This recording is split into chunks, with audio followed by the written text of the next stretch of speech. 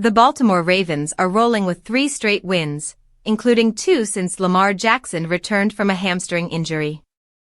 The 2-time MVP looks as sharp as ever, and the Ravens are climbing fast.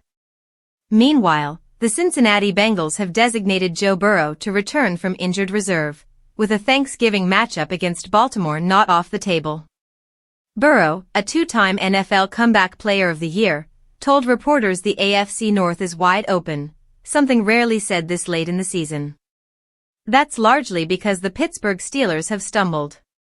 After starting 4-1, they've now lost 3 of their last 4, and their once promising lead has evaporated. Aaron Rodgers, the 41-year-old veteran meant to anchor the offense, looked far from his old self in a 25-10 loss to the Los Angeles Chargers on Sunday night. He threw for just 161 yards, completing barely half his passes, with 2 interceptions and 1 late touchdown that hardly mattered.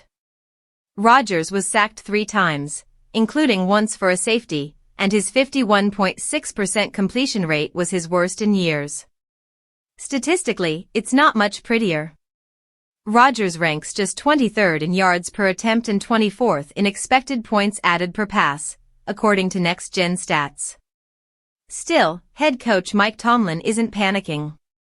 He told reporters Tuesday that Sunday night was what it was, but insisted he has no long-term reservations about Rodgers' ability to lead the team. There have been flashes of the old magic.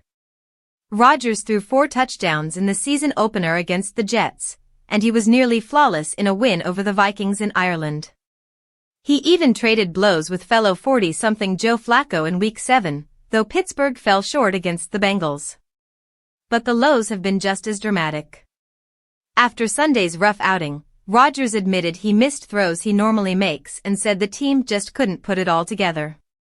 His passer rating was a brutal 50.6, marking one of the 10 lowest games of his 21-year career.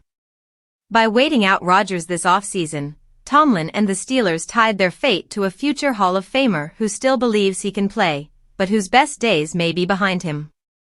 It's a gamble that comes with both the brilliance and the inconsistency of an aging star.